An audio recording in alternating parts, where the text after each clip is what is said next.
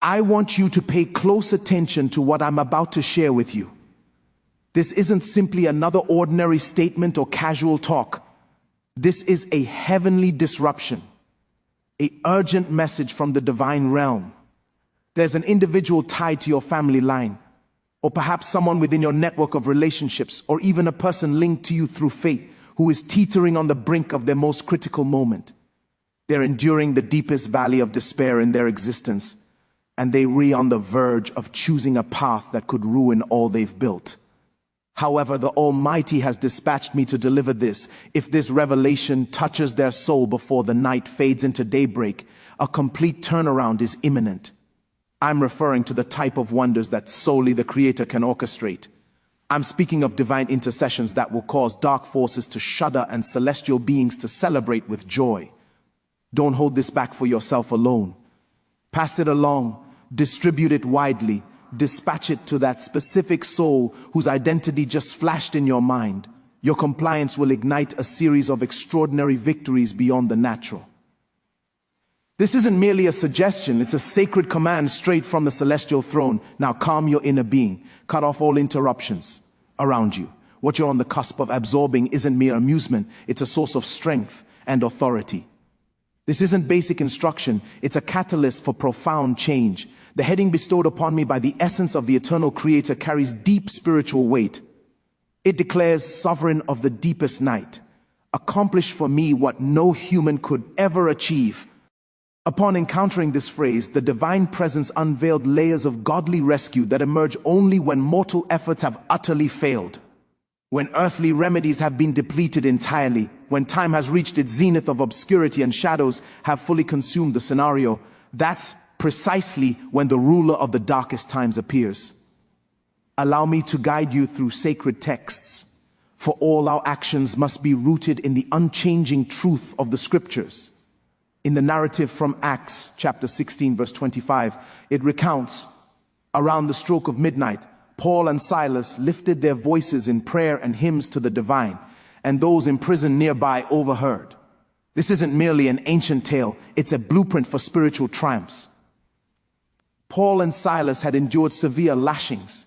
Their skin was torn open, their forms battered, their ankles were secured in wooden restraints. They were confined in the most secluded cell where no ray of light could enter. Every aspect of their plight shouted defeat and despair. Yet in that profound darkness, they chose an action that went against all reason. They communed with heaven. They offered songs of adoration. They exalted the divine. And as detailed in verse 26, abruptly, a massive tremor shook the ground, rattling the very base of the jail. And at once, every entrance swung wide and all restraints fell away from the captives. Can you discern the recurring theme? That hour of utter night wasn't the finale of their saga. It marked the inception of their liberation. It wasn't the closure of their path, it was the gateway to their victory. While others assumed defeat was sealed, the divine was merely initiating his plan. When circumstances in the physical world declare no escape exists, heavenly power affirms that a route always materializes.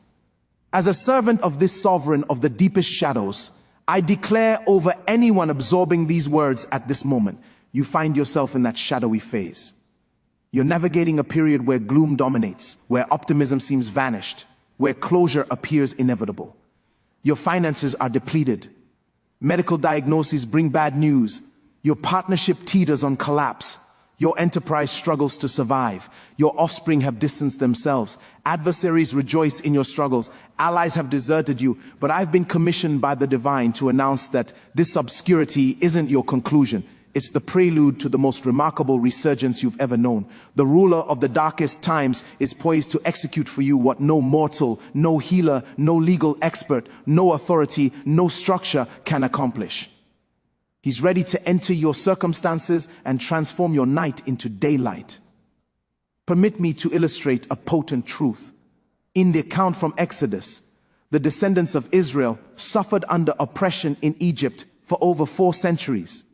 They lamented, they beseeched, they suffered beneath the burden of servitude. The divine heard their pleas. He appointed Moses as their liberator.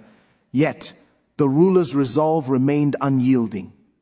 Plague upon plague descended, but he resisted until the ultimate affliction was proclaimed. As stated in Exodus 11:4-5, Moses conveyed, "This is what the Eternal declares. Around the middle of the night, I will traverse the heart of Egypt, and every eldest child throughout the territory shall perish from the heir of the He redefines the outcome. When financial experts declare imbalance, he amplifies your resources.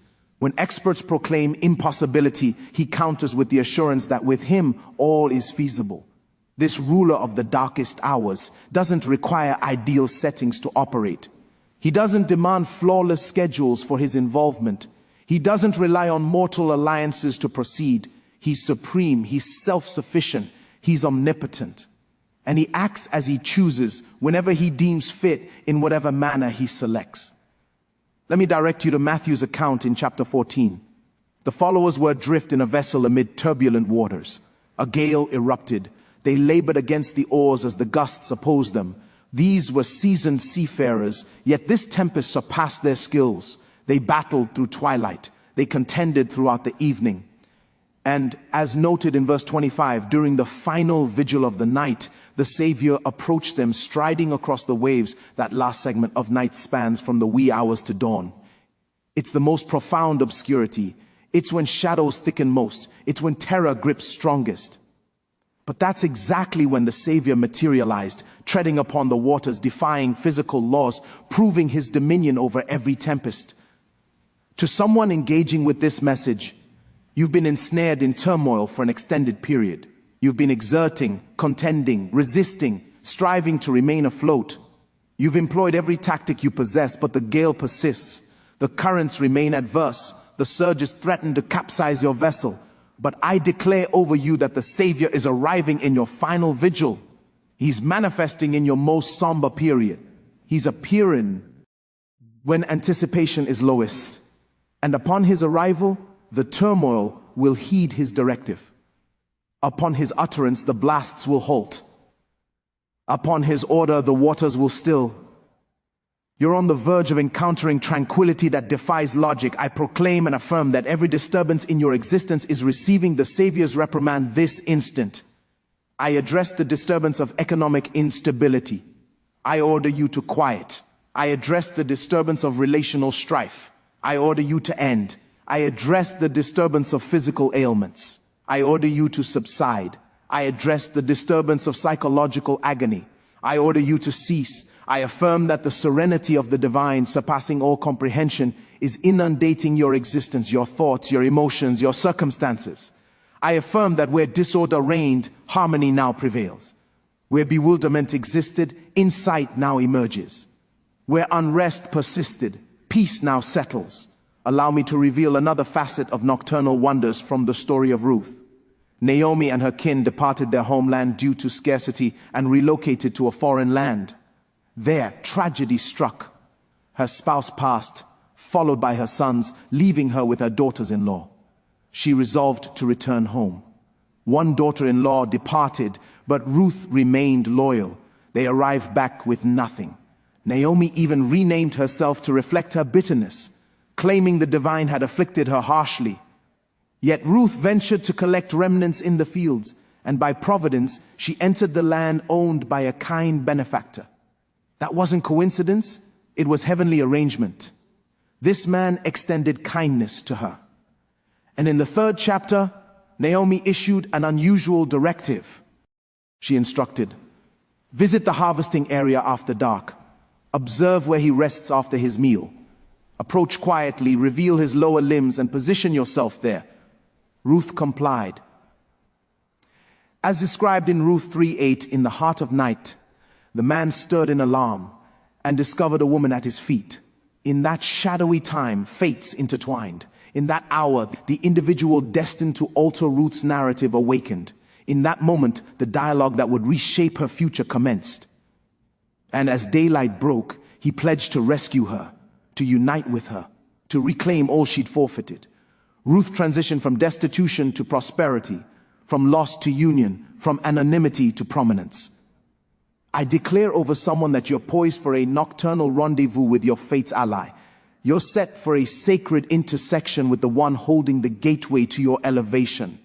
You're destined to encounter the individual, the entity, the chance that will revolutionize your narrative eternally. It won't stem from your strength. It won't arise from your efforts. It will flow from the divine's essence. The Almighty is aligning you for such a pivotal meeting. He's arranging circumstances for a transformative instant. And when it unfolds, your existence will transform irrevocably. I proclaim and affirm that sacred links are igniting in your life this moment. I affirm that those meant to aid you are receiving heavenly guidance to find you. I affirm that barriers once sealed are unlocking via divine authority. I affirm that chances previously overlooked are circling back. I affirm that withheld grace is now pouring forth. I affirm that each reversal in your path was engineered for a grand reversal. I affirm your narrative is shifting. Your position is evolving. Your phase is transforming immediately in the Savior's name. Now, let's explore the segment of our theme that pleads, accomplish for me what no other can. This is a recognition of godly uniqueness. Certain feats are reserved solely for the divine. Humans might offer employment, but only He bestows true calling. People can provide funds, but only He grants prosperity without grief. Mortals may connect you to others, but only He engineers faithful meetings. Individuals can advance you, but only He lifts you beyond your merits. Doctors might mend your form, but only He restores your inner self. Humans offer fleeting fixes, but only He delivers lasting renewal. As stated in Jeremiah 3:27, "See, I am the eternal, the sovereign of all humanity. Is any challenge beyond me?" This query needs no answer. The divine asserts that nothing exceeds His capability. What mortals deem unattainable, He renders possible. What they've attempted without success, He achieves with a mere declaration. What conditions have sealed, He unseals with a whisper. What adversaries have plundered over years, He restores in an instant. Let's examine 2 Kings chapter 6. An enemy king waged conflict against God's people. He devised covert tactics, but a seer would disclose them to his own leader, thwarting the schemes. Upon learning of this prophet's role, the foe dispatched a vast force with steeds and vehicles to encircle his location. At dawn, the seer's aide beheld the besieging troops. He rushed back in terror, exclaiming, "Master, what can we do?" But the seer replied, "Do not fear, for our allies outnumber theirs." Then he beseeched Eternal El, unveil his vision. And the divine did so, revealing mountains teeming with fiery steeds and vehicles encircling them. What transpired? From earthly views, escape seemed impossible. They were trapped without apparent aid. Yet the seer grasped a truth his aid missed. He knew of unseen realms beyond physical sight. He recognized that heavenly warriors were already mobilized for their safeguard. He understood that the ruler of shadows had preemptively arranged their rescue before the threat arose. I declare over you now that invisible celestial guardians encompass you, unseen by mortal eyes. A divine battalion is tasked to shield you, combat on your behalf, pave your path. Foes may appear formidable, but heavenly emissaries surpass them. Resistance might seem insurmountable, but celestial assets are boundless. The conflict may look defeated, but triumph is secured by the Supreme Commander, the Savior Himself. I proclaim and affirm that divine messengers are establishing camp around you this instant. I affirm they're forming an impenetrable barrier no adversarial tool can breach. I affirm that all malevolent entities targeting you are being apprehended by these forces. I affirm that every infernal scheme plotted against you is being dismantled. Permit me to invoke a battle supplication now, for some face not mere earthly trials, but ethereal conflicts. As Ephesians 6:12 states, our struggle isn't with mortals, but with cosmic authorities, dominions, overlords of shadows, ethereal evils in exalted realms. Your fights aren't corporeal, they're metaphysical, and such require ethereal armaments. O eternal Father, I approach in the Savior's authority from Nazareth. I express fate, resources extracts now through sacred essence's might and returns to shadows with attached divine flames. Now let's discuss the potency of prayers in the heart of night. Adversaries strike fiercest under cover of darkness for a purpose. Nightmares invade shadows for reason. Terror amplifies post-sunset because shadows comprehend that deepest night holds strategic spiritual significance. Yet, what shadows exploit for harm, the divine redeems for benefit. What the adversary employs as assault time, you can convert to victory hour.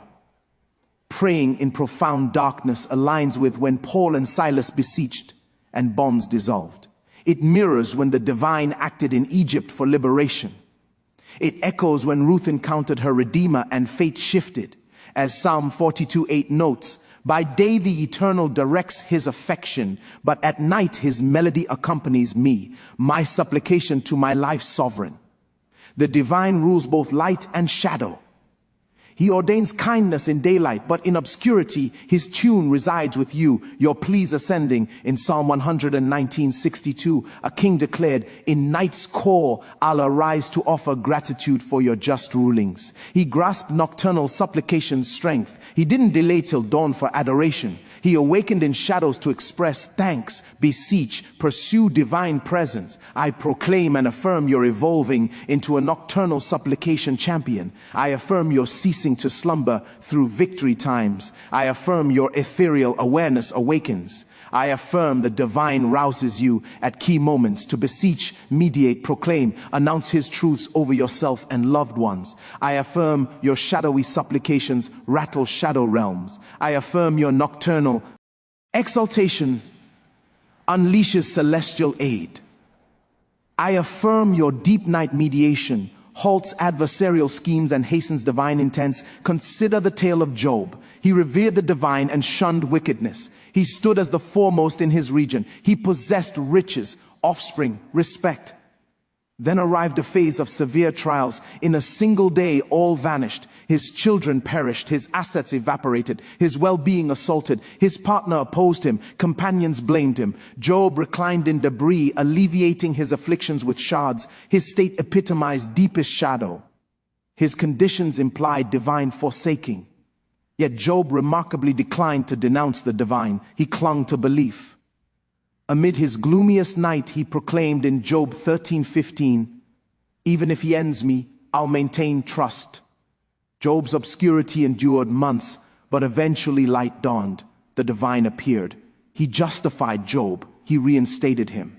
As Job 4:10 records, the Eternal reversed Job's fortunes when he interceded for his accusers. Moreover, he doubled his prior possessions. The divine didn't merely restore, he multiplied. Job's conclusion surpassed his start. His latter phase excelled the former. His dawn outshone his dusk. I declare over you a shift from shadow to light. You're progressing from tears to glee, grief to delight, deficit to surplus, ailment to vitality, from adversity to prosperity. I proclaim and affirm twofold restitution upon your existence now. I affirm all pilfered by adversaries returns amplified. I affirm for each weeping year, rejoicing eras ensue. I affirm for every shame period, honor seasons arrive. I affirm for each failure instant, success moments follow. I affirm your exiting sorrows ravine. E-vitality floods each unit, fiber, structure. I affirm what medics deemed untreatable heals via supreme healer. I affirm anomalous developments dissolve. I affirm faulty structures repair. I affirm impaired units regenerate. I affirm vigor returns. I affirm discomfort departs. The divine overturned a fatal verdict due to one plea. He prolonged existence via intercessory tears. What a seer foretold altered because someone boldly appealed to the ruler of shadows. That king faced deepest shadow with mortality looming. But he beseeched and response came. He lamented and narrative rewrote. He mediated and intervention occurred. I declare over someone that the divine reverses fatal verdicts over you. That ailment medics claim lethal won't end you. That seeming terminal crisis won't conclude you. That apparent finale isn't yours. The divine adds duration to your days. He extends your lifespan. He grants renewal, fresh commencement. You won't perish but endure to proclaim his deeds. I proclaim and affirm via celestial authority that every fatal verdict nullifies now. I affirm death essence claims nothing. I affirm Savior's sacrifice shields you. I affirm protective promises are yours. I affirm no adversarial device succeeds. I affirm you endure, not succumb. I affirm you proclaim divine works. I affirm prolonged existence satisfies you, revealing his rescue. I affirm you're destined to fulfill purpose, complete tasks, conclude journey. Now, regarding fruitlessness, it's not mere bodily state. It's ethereal assault. Adversary's tactic to thwart fate, sever heritage, end pacts. But Shadow's ruler unlocks fertility. He transforms barren to fruitful, joyful parentage. In 1 Samuel 1, a woman suffered infertility, tormented by rival. Annually, anguish persisted. But she entered sacred space, beseeched bitterly, vowed. The divine granted not just requested offspring, but multiples. He surpassed pleas. What began as desperate lament and sterility became supernatural productivity testimony. I declare to every seeker of offspring, your fruitful era arrives. I declare the same power opening ancient wombs does so for you.